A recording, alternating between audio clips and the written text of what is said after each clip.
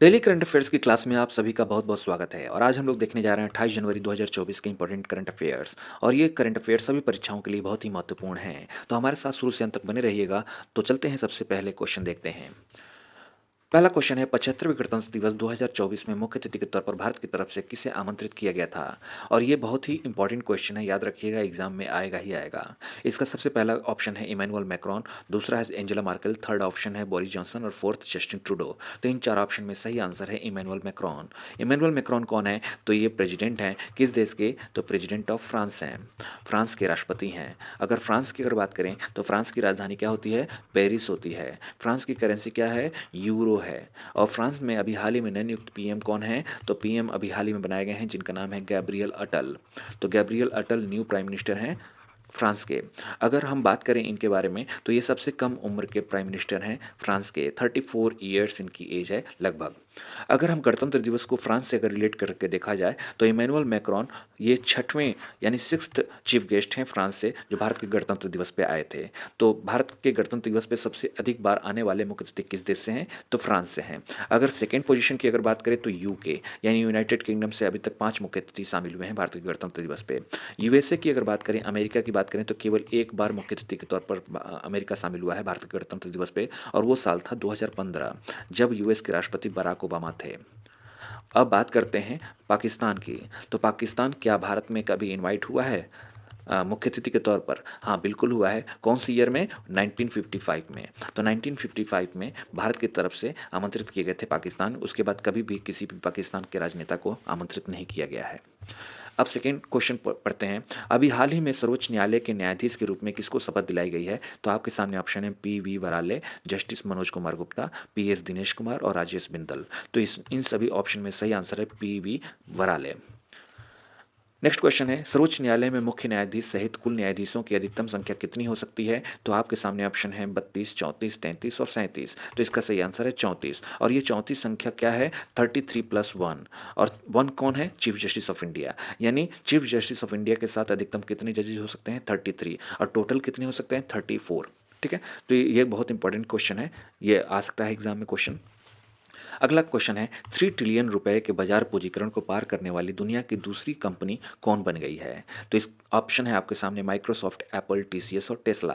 तो इसका सही आंसर है माइक्रोसॉफ्ट। माइक्रोसॉफ्ट की अगर बात करें तो ये माइक्रोसॉफ्ट एक दिग्गज टेक्नोलॉजी कंपनी है, जो बाजार पूंजीकरण के मामले में यानी मार्केट कैपिटलाइजेशन के मामले में $3 ट्रिलियन के पार कर चुकी है। और आईफोन निर्माता एप्पल के बाद माइक्रोसॉफ्ट इस आंकड़े को छूने वाली दूसरी कंपनी है। तो यानी सबसे पहले नंबर पर कौन है? एप्पल है। अगला क्वेश्चन है, किस भारतीय कंपनी को अमेरिकी स्वास्थ्य नियामक से जेनरिक दवाओं के लिए मंजूरी मिल गई है? तो आपके सामने ऑप्शन है सन फार्मास्यूटिकल्स, सिप्ला लिमिटेड, जाइडस और ल्यूपिन। तो इसका सही आंसर है जाइडस को। जाइडस की अगर बात करें तो जाइडस लाइफ साइंसेस को हाल ही में पोस्ट हार्पेटिक न्यूरोलजिया से संबंधित एक जेनरिक दवा के विपणन के लिए यानी मार्केटिंग के लिए अमेरिकी स्वास्थ्य नियामक प्राधिकरण से अंतिम मंजूरी मिल गई है। इसके तहत कंपनी गेबापेंटिन टैबलेट का उत्पादन करेगी और मार्केटिंग करेगी। गेबापेंटिन टैबलेट के लिए यह अधिकार पाने वाली जाइडस पहली भारतीय कंपनी है। केंद्र सरकार इस साल गणतंत्र दिवस पर कितने लोगों को जीवन रक्षा पदक से सम्मानित करेगी? तो आपके सामने है 11, 21, 31, 41। तो इसका सही आंसर है 31। अब इसके बारे में डिटेल देखते हैं। तो इसका सही आंसर क्या है? तो इस साल गणतंत्र दिवस पर केंद्र सरकार 33 लोगों को यानी 31 लोगों को कौन सा पुरस्कार देगी? पदक देगी, जीवन रक्षा पदक से सम्मानित करेगी। इनमें से 3 लोगों को यह पुरस्कार मरणोपरांत दिया जा रहा है। 31 में से 3 लोग मरणोपरांत पा रहे हैं। और गृह मंत्रालय के मुताबिक इन पुरस्कारों में 3 लोगों को सर्वोत्तम जीवन रक्षा पदक, यानी इस जीवन रक्षा पदक को कितनी कैटेगरी में डिवाइड किया गया है? 3 कैटेगरी में। जैसे पद्म अवार्ड होते हैं, पद्म विभूषण, पद्म भूषण और पद्मश्री, उसी तरीके से जीवन रक्षा पदक को 3 कैटेगरी में डिवाइड किया गया है: सर्वोत्तम जीवन रक्षा पदक, उत्तम जीवन रक्षा पदक और जीवन रक्षा पदक। और सर्वोत्तम जीवन रक्षा पदक में कितने लोगों को दिया गया है? 3 लोगों को। और उत्तम जीवन रक्षा पदक कितने लोगों को दिया गया है? 7 लोगों को। और जीवन रक्षा पदक कितने लोगों को दिया गया है? 21। तो इस तरीके से टोटल 31 लोगों को जीवन रक्षा पदक दिया गया है। अगला क्वेश्चन है, हर वर्ष राष्ट्रीय मतदाता दिवस कब मनाया जाता है? तो आपके सामने ऑप्शन है 24 जनवरी, 25 जनवरी, 26 जनवरी और 22 जनवरी। तो इसका सही आंसर क्या होगा? 25 जनवरी को हर साल राष्ट्रीय मतदाता दिवस यानी नेशनल वोटर्स डे मनाते हैं। अब इसके बारे में अगर देख लिया जाए तो हर साल 25 जनवरी को देश भर में राष्ट्रीय मतदाता दिवस मनाया जाता है। यह दिन लोकतांत्रिक समाज में हर वोट के महत्व को बताता है। यह दिवस पहली बार 25 जनवरी 2011 को चुनाव आयोग की स्थापना के 61वें वर्षगांठ के अवसर पर मनाया गया था। वर्ष 2024 में राष्ट्रीय मतदाता दिवस की जो थीम रखी गई है वह है मतदान जैसा कुछ नहीं, मैंने निश्चित रूप से मतदान किया है। तो ये थीम है 2024 के लिए नेशनल वोटर्स डे की। और चुनाव आयोग की स्थापना कब हुई थी? तो 25 जनवरी 1950 को। इसलिए 25 जनवरी को हर साल नेशनल वोटर्स डे मनाते हैं। अगला क्वेश्चन है, हरित अमोनिया आपूर्ति की पहल में भारतीय अक्षय ऊर्जा कंपनी ACME ने किस देश की एक कंपनी के साथ साझेदारी की है जिससे यह हरित अमोनिया आपूर्ति यानी ग्रीन अमोनिया सप्लाई के लिए दुनिया के सबसे बड़े समझौतों में से एक बन गया है? तो ग्रीन अमोनिया सप्लाई भारत की तरफ से किया जाएगा और किस देश की कंपनी के साथ ये साझेदारी की गई है और ये सबसे बड़ी साझेदारी है अमोनिया के मामले में, ग्रीन अमोनिया के मामले में? ऑप्शन है रूस, जापान और संयुक्त राज्य अमेरिका और जर्मनी। तो इसका सही आंसर है जापान। अगर हम बात करें, ACME ने हरित अमोनिया आपूर्ति के लिए एक महत्वपूर्ण समझौते पर जापान के IHI के साथ साझेदारी की है, जो भारत जापान स्वच्छ ऊर्जा साझेदारी में योगदान दे रहा है, जिसका उद्देश्य अस्थायी ऊर्जा स्रोतों की वैश्विक मांग को पूरा करना है। केंद्रीय बिजली और नवीन एवं नवीनीकरण ऊर्जा मंत्री, ये याद रखिएगा कि केंद्रीय बिजली और नवीन एवं नवीनीकरण ऊर्जा मंत्री कौन है भारत के? तो RK सिंह हैं। अगर बात करें, उड़ीसा के गोपालपुरा में स्थित परियोजना के चरण 1 से हरित अमोनिया की आपूर्ति जापानी कंपनी को की जाएगी। तो जो जापानी कंपनी IHI है, इसको भारत की तरफ से ग्रीन अमोनिया की सप्लाई दी जाएगी। ये कहाँ पे ये इसका प्लांट लगाया जाएगा? तो उड़ीसा के गोपालपुर में लगाया जाएगा। ये फर्स्ट फेज का है, परियोजना है, प्रोजेक्ट है। सेकेंड फेज बाद में स्टार्ट किया जाएगा। अगला क्वेश्चन है, कौशल विकास और उद्यमिता मंत्रालय के नए भवन कौशल भवन का उद्घाटन किसने किया? तो अभी कौशल विकास एवं उद्यमिता मंत्रालय है, तो इस मंत्रालय में एक भवन बनाया गया है जिसका नाम रखा गया कौशल भवन। और ये कौशल भवन को का इनागुरेशन किसने किया है? तो आपके सामने ऑप्शन है द्रौपदी मुर्मू, अमित शाह, राजनाथ सिंह और S जयशंकर। तो इसका सही आंसर है द्रौपदी मुर्मू जी के द्वारा कौशल भवन का उद्घाटन किया गया है। इसके बारे में अगर डिटेल देखा जाए तो भारत की राष्ट्रपति द्रौपदी मुर्मू ने नई दिल्ली में कौशल विकास और उद्यमिता मंत्रालय की एक नई इमारत कौशल भवन का उद्घाटन किया। और इसमें सबसे खास बात यह है कि केंद्रीय शिक्षा, कौशल विकास एवं उद्यमिता मंत्री अगर पूछा जाए तो इनका नाम क्या है? धर्मेंद्र प्रधान। तो ये इंपॉर्टेंट यहाँ पे ये लाइन है। अगला क्वेश्चन है, गणतंत्र दिवस परेड झांकी 2024 में कितने राज्यों और केंद्र शासित प्रदेशों ने भाग लिया है? तो आपके सामने ऑप्शन है 15, 17, 28 और 22। तो इसका सही आंसर है 17, यानी 16 राज्य और एक केंद्र शासित प्रदेश शामिल हुए थे। तो इस तरीके से अगर राज्य पूछा जाएगा तो 16 होगा, अगर केंद्र शासित प्रदेश पूछा जाएगा तो 1 होगा, और कुल पूछा जाएगा राज्य और केंद्र शासित प्रदेश तो 17 हो जाएगा। इसका अगर डिटेल देखा जाए तो किसी भी झांकी परेड में किस राज्य की झांकी परेड में शामिल होगी ये निश्चित कौन करता है? तो रक्षा मंत्रालय के द्वारा की जाएगी। एक एक्सपर्ट कमेटी उसके लिए बैठाई जाती है और ये एक्सपर्ट कमेटी निर्धारित करती है कि किस राज्य की झांकी निकाली जाएगी। तो ये रक्षा मंत्रालय की एक्सपर्ट कमेटी के द्वारा डिसाइड की जाती है। तो 16 राज्य और केंद्र शासित प्रदेशों की झांकियाँ शामिल थीं। अरुणाचल प्रदेश, आंध्र प्रदेश, छत्तीसगढ़, हरियाणा, महाराष्ट्र, मध्य प्रदेश, मणिपुर, उत्तर प्रदेश की झांकियाँ निकाली गई। वीरता के लिए राष्ट्रपति पदक से सम्मानित सांवला राम बिश्नोई और शिशुपाल सिंह किस बल से संबंधित हैं? तो आपके सामने ऑप्शन है अर्धसैनिक, नौसेना, BSF और वायुसेना। तो इसका सही आंसर है BSF। तो सांवला राम बिश्नोई और शिशुपाल सिंह दोनों मरणोपरांत वीरता के लिए राष्ट्रपति पदक से सम्मानित किए गए हैं और ये BSF यानी सीमा सुरक्षा बल से संबंधित हैं।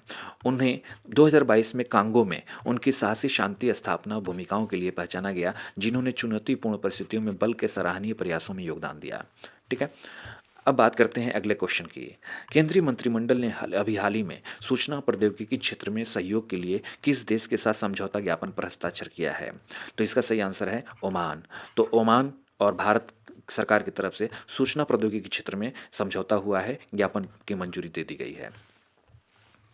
केंद्रीय मंत्रिमंडल ने अभी हाल ही में सूचना प्रौद्योगिकी क्षेत्र में सहयोग के लिए खाड़ी देश ओमान के साथ समझौता ज्ञापन पर हस्ताक्षर किए हैं और ये जो MOU है वो 3 सालों के लिए ये अवधि के लिए किया जा रहा है और इसके तहत G2G और B2B दोनों द्विपक्षीय सहयोग बढ़ाया जाएगा, यानी गवर्नमेंट टू गवर्नमेंट भी संबंध बनेंगे और बिजनेस टू बिजनेस भी लेन देन होगा।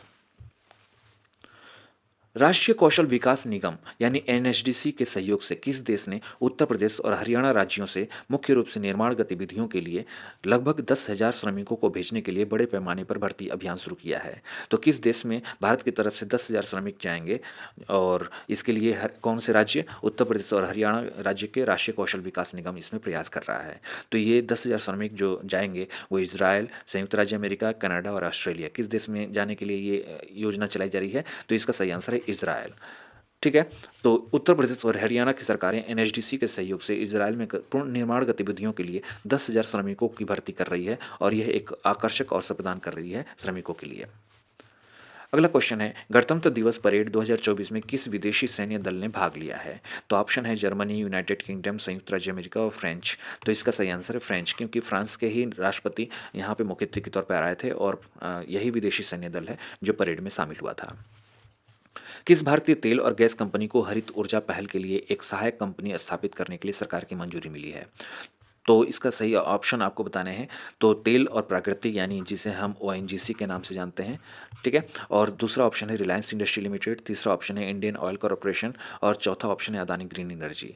तो सही आंसर क्या होगा? तो सही आंसर है ओएनजीसी। तो ओएनजीसी को मान्यता मिल गई है, मंजूरी मिल गई है कि वो अपने अंडर एक क्या सहायक कंपनी ओपन कर सकता है, सहायक कंपनी की स्थापना कर सकता है और इसका 100% स्टेक किसके पास होगा? ओएनजीसी के पास होगा। और इस जो सहायक कंपनी ओपन करने की जो मंजूरी मिली है, तो अभी अस्थायी तौर पर इसका नाम ओएनजीसी ग्रीन लिमिटेड रखा गया है। इसका नाम बाद में बदल भी सकता है, लेकिन अभी अस्थायी तौर पर ओएनजीसी ग्रीन लिमिटेड नाम रखा गया है और ये पेट्रोलियम और प्राकृतिक गैस मंत्रालय से मंजूरी इसको मिल गई है। और ये उम्मीद लगाई जा रही है कि ओएनजीसी ने 2035 तक ये 10 गीगावाट नवीनीकरण ऊर्जा क्षमता और 2 मिलियन टन हरित अमोनिया उत्पादन हासिल करने के लिए 1 लाख करोड़ रुपए का निवेश करने की योजना बना रही है। अगला क्वेश्चन है, अखिल भारतीय पुलिस कमांडो प्रतियोगिता का 14वां संस्करण कहाँ आयोजित किया गया था? तो आपके सामने ऑप्शन है चेन्नई, विशाखापत्तनम, भुवनेश्वर और तूतीकोरिन। तो इसका सही आंसर है विशाखापत्तनम में 14वां संस्करण आयोजित किया गया, किसका? All India police commando competition का। इससे रिलेटेड अगर आर्टिकल्स देखा जाए तो 14वीं अखिल भारतीय पुलिस कमांडो प्रतियोगिता विशाखापत्तनम में एपी पुलिस ग्रेहाउंड्स प्रशिक्षण सुविधा में हुई है। पुलिस आयुक्त ए रविशंकर द्वारा उद्घाटन किए गए इस कार्यक्रम में 16 राज्यों के विशिष्ट कमांडो बल शामिल हुए, जिसमें ओडिशा और छत्तीसगढ़ से एसओजी, महाराष्ट्र से C60 और बीएसएफ, सीआरपीएफ और असम राइफल्स जैसे अर्धसैनिक बल शामिल हुए थे। अगला क्वेश्चन है, निशा पाहुजा की film to kill a tiger को ऑस्कर 2024 के लिए किस श्रेणी में नामित किया गया है? तो ऑप्शन है सर्वश्रेष्ठ फीचर फिल्म, सर्वश्रेष्ठ अंतर्राष्ट्रीय फिल्म, सर्वश्रेष्ठ लघु फिल्म और सर्वश्रेष्ठ वृत्त चित्र। तो इसका सही आंसर क्या होगा? तो सर्वश्रेष्ठ वृत्त चित्र, जिसे हम डॉक्यूमेंट्री भी कहते हैं, डॉक्यूमेंट्री। तो ये एक डॉक्यूमेंट्री फिल्म है और इसके बारे में थोड़ा सा डिटेल देख लिया जाए तो निशा पाहुजा इसकी डायरेक्टर हैं और टू किल अ टाइगर इस डॉक्यूमेंट्री का नाम है। यह सर्वश्रेष्ठ डॉक्यूमेंट्री श्रेणी में ऑस्कर 2024 के लिए नामांकन की तरफ भारत की तरफ से जा रहा है। यह डॉक्यूमेंट्री एक भारतीय किसान की बेटी के क्रूर यौन उत्पीड़न के बाद न्याय के लिए कानूनी लड़ाई पर केंद्रित है, जिसमें फिल्म के सामाजिक प्रभाव पर जोर दिया गया है। डॉक्यूमेंट्री का मतलब होता है रियल घटनाओं पर, वास्तविक घटनाओं पर फिल्म बनाना। लॉकहीड मार्टिन के सहयोग से किस संगठन ने हाल ही में X-59 सुपरसोनिक जेट का अनावरण किया, जो 925 मील प्रति घंटे तक की गति देने में सक्षम है? यानी सुपरसोनिक का मतलब हवा से भी तेज गति से ये वायुयान उड़ेगा और ये लॉकहीड मार्टिन के द्वारा और किसके सहयोग से बनाया जा रहा है? तो आपके सामने ऑप्शन है बोइंग, एयरबस और नासा और एयर स्पेसएक्स के मालिक, टेस्ला की कंपनी के मालिक कौन है? Elon Musk. तो ये लॉकहीड मार्टिन सुपरसोनिक विमान जो बनाया जा रहा है, ये किसके सहयोग से बनाने जा रहा है? ये नासा के सहयोग से। तो सही आंसर क्या होगा? नासा होगा। अगर हम इन दोनों के बारे में बात करें तो नासा ने लॉकहीड मार्टिन के सहयोग से X-59, तो इसका नाम क्या रखा गया है? तो X-59 सुपरसोनिक जेट का अनावरण किया, जो 925 मील प्रति घंटे की गति और शांत ध्वनि बूम की क्षमता के साथ सुपरसोनिक यात्रा को फिर से परिभाषित करने में महत्वपूर्ण कदम है। तो ये 925 मील से भी ज़्यादा तेजी से चलेगा। X-59 सुपरसोनिक जेट नाम है। नासा और लॉकहीड मार्टिन के सहयोग से बनाया जा रहा है। अगर हम नासा की बात करें तो इसका पूरा नाम होता है national aeronautics and space administration, या जिस संक्षेप में हम नासा कहते हैं। संयुक्त राज्य अमेरिका सरकार की एक शाखा है, यानी यूएसए गवर्नमेंट के अंडर में काम करती है और 2006 में नासा का लक्ष्य था भविष्य में अंतरिक्ष अन्वेषण, वैज्ञानिक खोज और एरोनॉटिक्स संशोधन को बढ़ाना। लॉकहीड मार्टिन की अगर बात करें तो अमेरिकी एरोस्पेस, हथियार और रक्षा, सूचना और सुरक्षा और दुनिया भर में रुचि रखने वाले प्रतियोगी निगम है और 1995 में इसका गठन हुआ था लॉकहीड कॉर्पोरेशन के नाम से और मार्टिन मेरियटा के नाम से विलय होने के बाद। इसका मुख्यालय वाशिंगटन डीसी में उत्तरी बेथेस्डा मैरीलैंड में है। तो आज का सेशन बस यहीं समाप्त करते हैं।